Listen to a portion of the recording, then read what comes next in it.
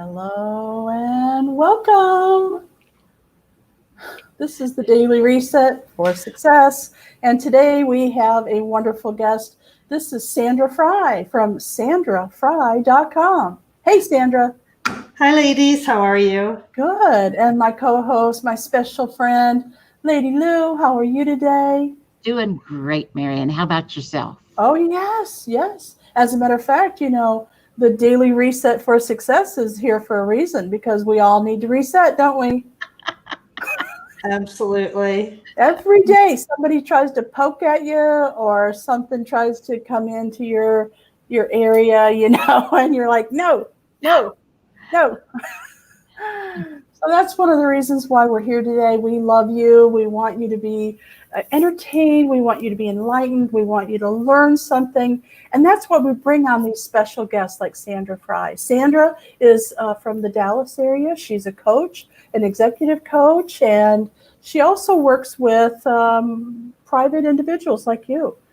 And so, Sandra, I really am excited about telling people a little bit more about how you've managed to move into this new age that we're working with. Moving from bricks and mortars over to just online. So tell us a little bit about yourself and what you're doing now. Well, first of all, I do visit Dallas quite often, but I'm actually in the Odessa area. Where's that? I'm about 5 hours southwest of Dallas. I just assumed you were in Dallas because I was referred to you by Melinda Cooper, who lives in Dallas. Yes. Melinda and Robin Robertson, they both live in the Dallas area. Well, Robin used to. She's now in Tennessee. She moved to Tennessee. So Odessa, I've heard of it. So where is it now? It is, actually, we're about 45 minutes to an hour from the New Mexico state line. Oh, fascinating. If you're familiar with where Hobbs is in New Mexico. I've never been to New Mexico. Midland, Odessa. I don't know how else to explain it because we're kind of out here. West Texas. Yeah, we're kind of out here in the middle of where there's nothing else. That's perfect for online, right? Yes. Lady Lou's out in the middle of nowhere too, aren't you, Lady Lou? I am, but I'm a little closer to Houston than you are to Dallas. But it's okay. So you are a personal and an executive coach. Tell us what that means. Well, I work with individuals one-on-one, but I also work with groups. And the groups that I like to work with are people who are connected with each other, either family groups or they work together, maybe a social group that spends a lot of time together. I also go in and I can do executive training. On what? I train on communication, attitude, and leadership. Oh, we all need a little attitude. I was thinking the same thing. We need an attitude jumping around here. Don't we all? We all do that sometimes, don't we? Well, not sometimes us, okay? No. I'm talking about them.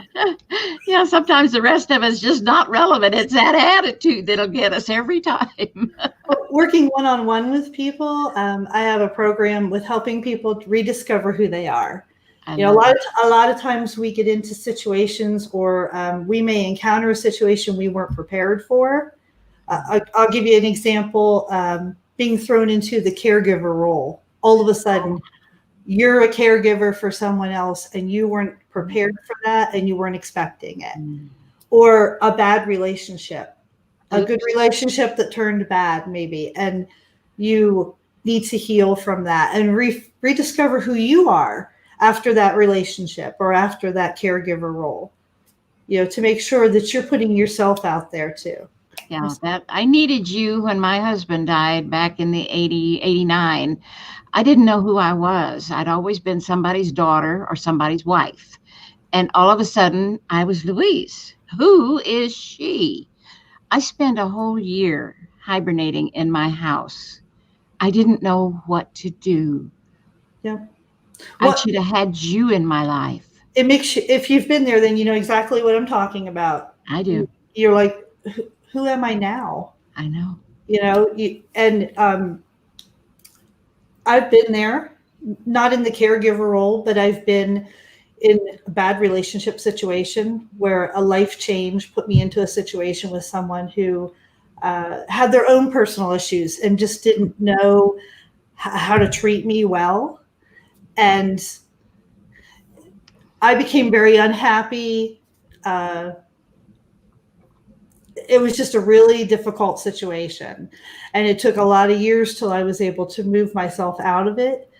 And it was only after being away from that that I was able to really look back and clearly see what was happening. You know, you can't see the forest for the trees situation. You know, when it's right there in your face, sometimes you can't, your perspective is way off and you can't see. If you could just step back sometimes and view it with a different lens. And that's what I do. I walk my clients through that kind of situation and encourage them to make their values, you know, to find out what their values are, not the values of what somebody else has told them they should feel. Yeah, that's a girl thing. Sandra, you bring up a really good point. Lady Lou and I, we bicker and we cat at each other once in a while, but we have made a commitment to each other that we are going to be the person that says, hey, you need to step back and look at yourself right now because this is what you're doing, or this is how you're seeing it, but it's not how everybody else is seeing it.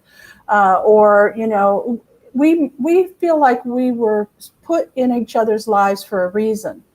And so even though we may buck at it at the time, like you said, hindsight, right? So we see that the other person is trying to help us.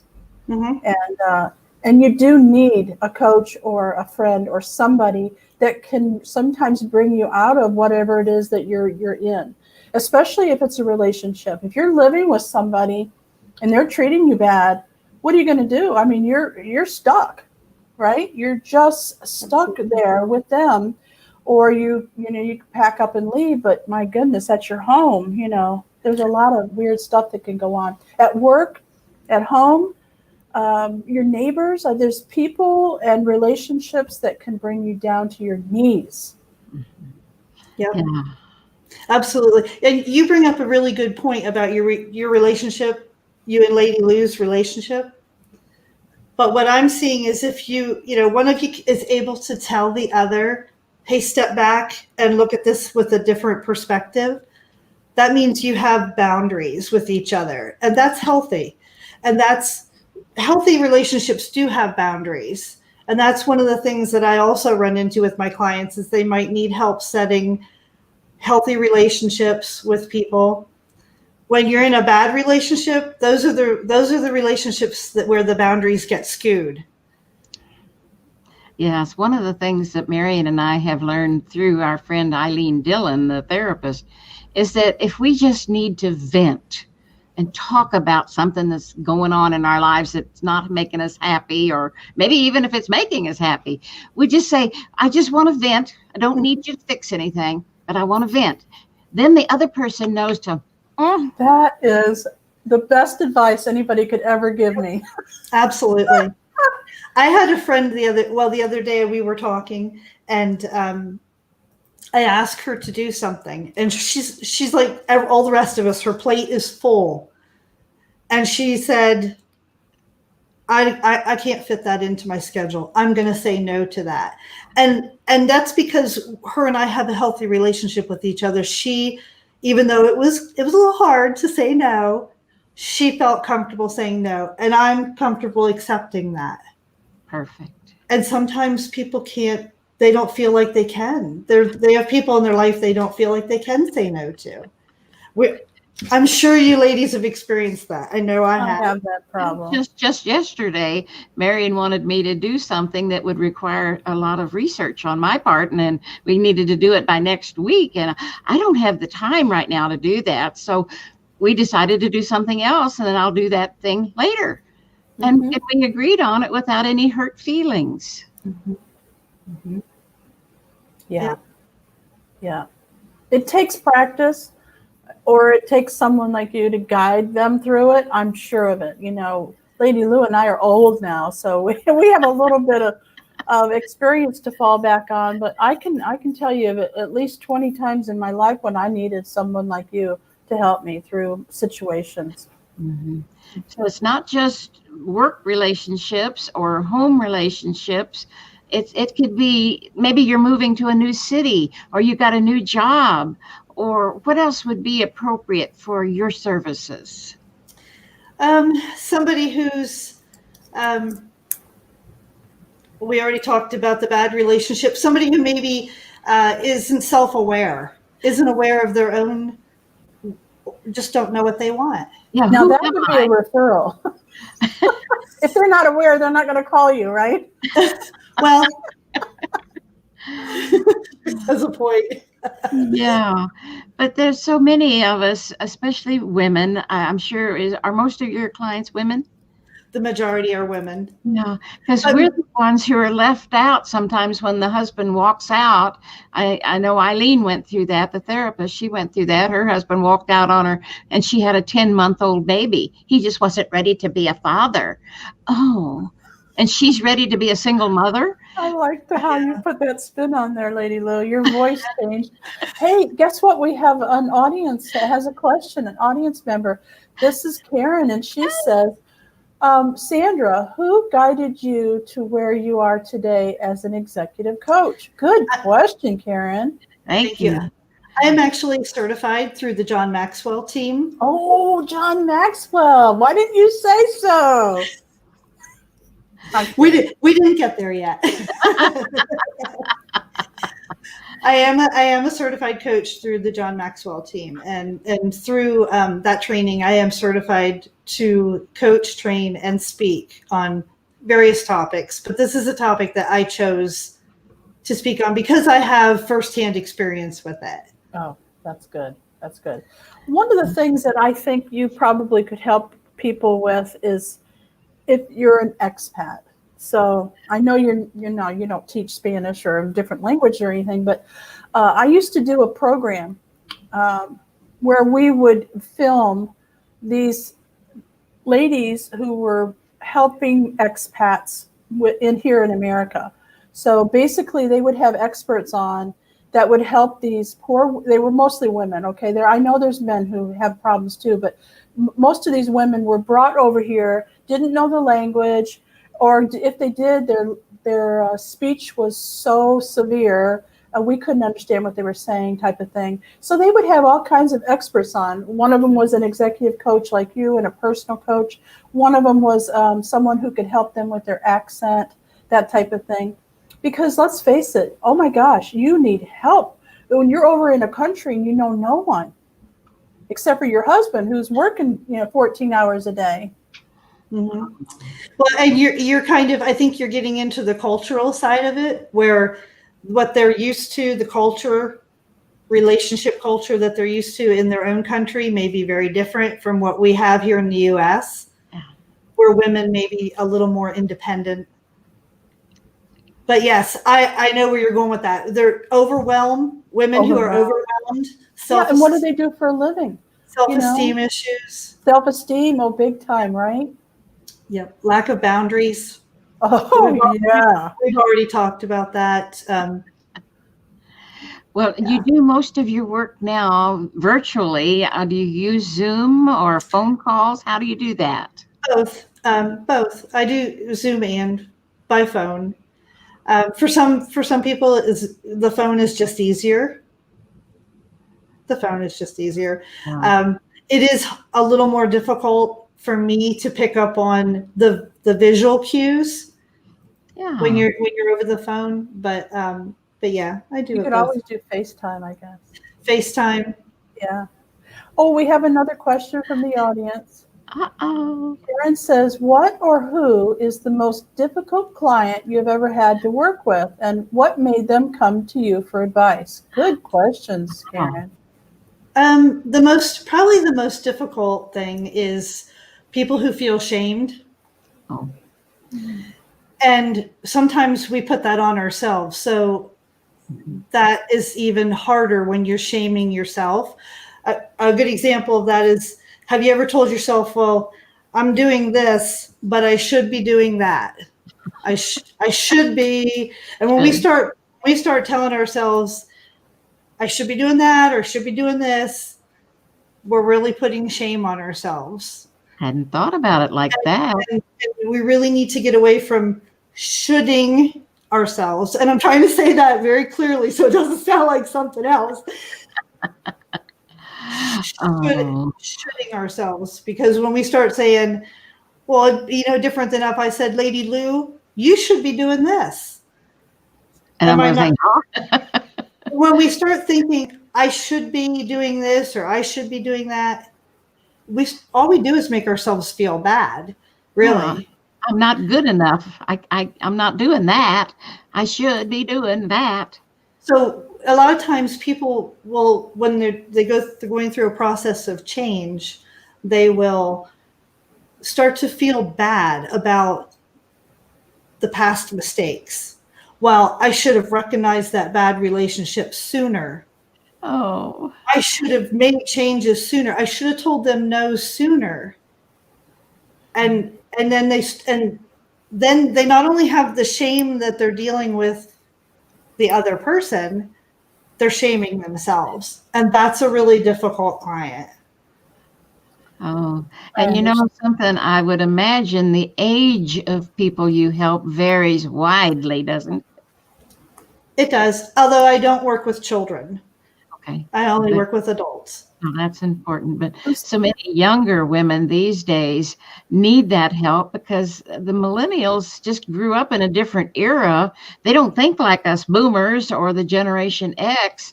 So you've got to deal with all three types of people, don't you? Oh, you're going to be so busy, Karen, when people finally start going back to what we would call a normal life. And they realize that, it's harder probably to get back there than they realized. Woo. Yeah. There's a second part to Karen's question, and I'm really interested in this because I think this will help me understand how people get a hold of you. What type of people come to you for help, and how do they get to you? Do they see your... Well, they may see me on a show like this, or they hear my message from someone else, or they just recognize, what, I'm done with this and I need to make a change. Something's got to change, but I don't know where to go. Mm-hmm. So sandrafry.com, folks, that's all it is. Very easy. Yes, and while since you're giving them my website, I have a free download you can go there and pick up. Good. I'm not sure. I think one of you ladies may have already looked at it. It's 90 journal writing prompts. I got it. Yes. So if any of your viewers are journalers, or if they'd like to start journaling, it's 90 journal writing prompts, and there's a little bit of instruction on how to use it. Totally free. Go in there, sign up. It'll come right to your email. Yes, I got it. It's a terrific little item. No, it's not little, it's big, because 90, we need sometimes to have somebody lead us into our thoughts, if nothing else, so that we can write about them. And I have found writing about them helps to release them. Well, and that was why, because for me, journal writing is much easier if I'm prompted. Rather to just sit down with my journal and be like, okay, what am I gonna write about today? Well, I'm going to tell you something about that. Lady Lou and I are in a mastermind. It's a business mastermind, and one of our leaders is Kathy Loftman. And Kathy, she writes a blog every day. She has written books. She's just an amazing writer. I can't even tell you. It just flows out of her. And she's helping all of us write a chapter in a compilation book we're doing on community. And one of the things she taught us was about prompts. Now, I'd never heard of that. I mean, I've heard the word prompt. I've heard of, I get it. A prompt is something to help you get going, right? But I think these words that you're giving them, the prompts that you're giving them to help them start writing their journal, is it's very needed. So go to sandrafry.com and look for that. Where would they find that, Sandra? It's right on the front, right on the homepage. You might have to scroll down a little bit, but you'll see where you just go there and sign up, and it'll come right to your email. Yes. She was so right. We did a whole session on. She just had words, prompts, and she said, pick the one that feels good to you and just start writing. Absolutely. And it worked. It really, really worked. I was so happy. And I also encourage people to say, pick one and write about it. And then 3 months later, go back and write about that one again and compare what you've written and see how far you've come. Yes. Because sometimes we don't see our own progress. I think it's called a journal because it is a journey. Yes. Oh. Yeah. Good one, Lady Lou. Mm-hmm. I have a few points or a few tips I wanted to offer to your viewers today too, to help them. If any of them are on here and saying, well, how can I get started on how can I get started rediscovering who I am? So I just have three simple tips for them for today. And the first one is to spend time with yourself. Get away from the noise, get away from, the cell phone, the activity, because self-awareness is a very, very precious gift. Yes. And we all need that time to spend some time in our own thoughts. And this is how we learn what makes us happy and what's important to us. I find a good place to do that is in a hot bath. Oh, let's talk about a hot bath there, Lady Lou, shall we? It can be a hot bath. It can be a walk in the park. Yes. It could be a lawn chair in the backyard. Everybody has their space. I have a swing in my backyard. Oh, well, when I was going through a breakup, it was a very serious breakup, and I moved to Houston from outside of Houston. It's still in Houston, but it's like 45 minutes away, type of thing. And Lady Lou let me stay with her, and she nurtured me so well.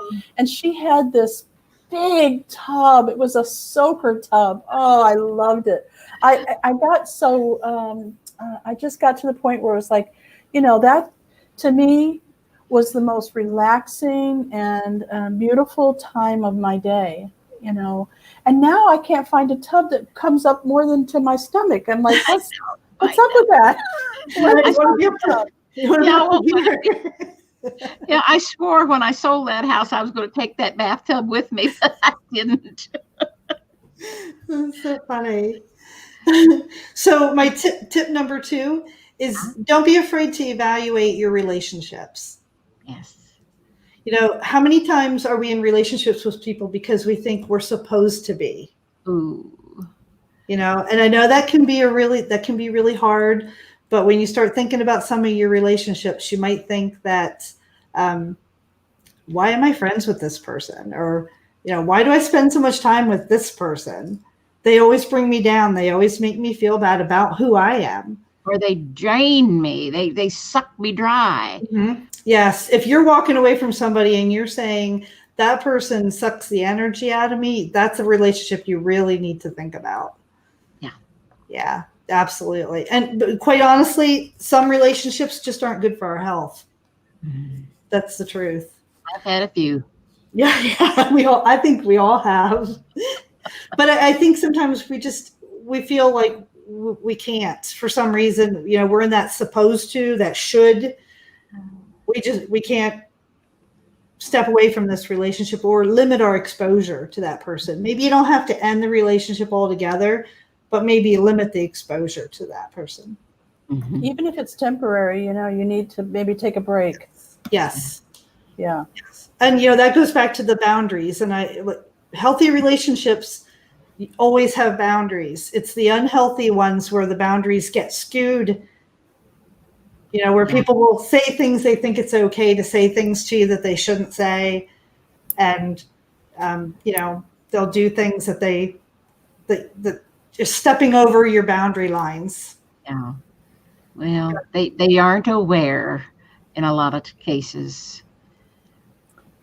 So we Yeah. have to step in and be aware to protect ourselves. So Sandra, let me ask you, let's dive into that just a little bit more, because I think that's so important. If you don't want to leave a relationship and you can't take a break, let's say it's a family member or someone you live with or your neighbor, when is it appropriate for you, the person who's trying to deal, to approach that person and say, I'd really like to work on this with you? Because I know if you do it right away, your emotions are too high and that type of thing. Is that something that somebody could come to you and you could walk them through the process of reaching out to that person and say, I'd really like to solve this? Yes. Yeah, they could. And definitely. I mean, life is not a Norman Rockwell painting. That's the truth of it. There are hard moments in life, and some of them are being honest with people, and saying, hey, we need to talk about this. But I think it's important to remember too, that in a relationship, the other person has the ability to say, I don't want to talk about it. Oh, yeah. That's why I said maybe it's too soon. You need to wait. Yep. And at that point, then you have to make a decision about what's right for you. Yeah. and be kind about it if you have to leave them. Absolutely. Yeah. Absolutely. Be kind about it. Yeah. Kindness matters. And the last thing I want to share is learn to speak well of yourself. Oh, We often treat ourselves badly. We do it, and we do it more often than we realize. yes. I mean, how often do you catch yourself saying things to you that you would never say to a friend? I've been there. Our self-talk is really important. And a good example, oh, I'm so dumb. Or how about these? I'm fat, ugly, I'm not qualified. Too old. Bad mom. All those things. And we say them and we don't pay attention to what we're saying. And I mean, we don't want to admit it, but we say these things to ourselves. And our body hears them. Yes. And your subconscious mind takes that as a directive. Oh, yeah. When you say, I'm dumb, your subconscious mind, well, I'm supposed to be dumb. Yeah. So okay. I'm going to start doing dumb things. Yeah, right. I'll help her out. I'll be dumb. And we have 60,000 thoughts a day. We do? Think about that. 60,000 thoughts a day. Oh, right. We can really change how we see ourselves and how we feel about ourselves if we pay attention to our self-talk. Okay. Put a thing on your mirror. Remember the self-talk. I love you. I have a little strip of paper down at the bottom of my screen, and it's one of those big screens, and it says, I love you, I love you, I love you. And I see it whenever I'm working on my computer. Yep. Notice you said, I love you. So there's two people here. She's telling me she loves me. And I'm talking to me. So it could be I love me. I love me. People hear the word you. They don't always hear me, but I read that somewhere. I don't know where it was. So I just said, I love you. But just like the statements that I made, you can turn them around. I keep hitting my mic. Hopefully that's not making a sound when I bump it. It's all right. Like instead of saying I'm fat, how about I am striving to be healthy every day? Yes. Or just I am healthy every day, because sometimes when we use those trying or ing words, that means we're still in the process of doing it. But That's if true. I am healthy, that means right now. That's true. I'm smart. I'm intelligent. I am qualified. I'm getting better and better every day. There you every day. I love that one. Yeah. It's just so easy to help ourselves if we know what to do. And that's where you come in, Sandra. I love that. And there's just a couple simple places where people can start. So I want you to remember sandrafry.com. And I'm sure that she'd be happy to answer any questions that you might have. Just go over to her website. I've already signed up for your word prompts for journaling. I'm excited about it. So why don't you do the same? Go over to sandrafry.com. Down towards the bottom, you'll see it. It's plain as day. Just put your name and address in there, and she'll send it to you right away. Thank you, Sandra, for coming on today. We really appreciate it. We hope you'll come back. Thank you, ladies. Absolutely. Yes, we appreciate everything you've done. And we thank our audience, and we thank Karen for her comments and questions. See, that's why we're live. We would love to have you comment live. So come join us anytime. And of course, our replays are always available on YouTube and Facebook. Facebook is Natural Curiosity. It's a group. You have to join us, and just free join button. And on YouTube, all you have to do is look for Marian LaSalle, LaSalle, and then the Natural Curiosity will pop up. We've had a little glitch, so we just have to go through Marian to get to Natural Curiosity. And subscribe, please, and ring that little bell over there, because that way it'll alert you in an email when our next live show is. And watch the replays. We got some really fun replays on that channel. So thanks, everyone. We love you. Thank you, Sandra. Thank you, Marian. Thank you, ladies. Bye-bye. Bye. Bye for now.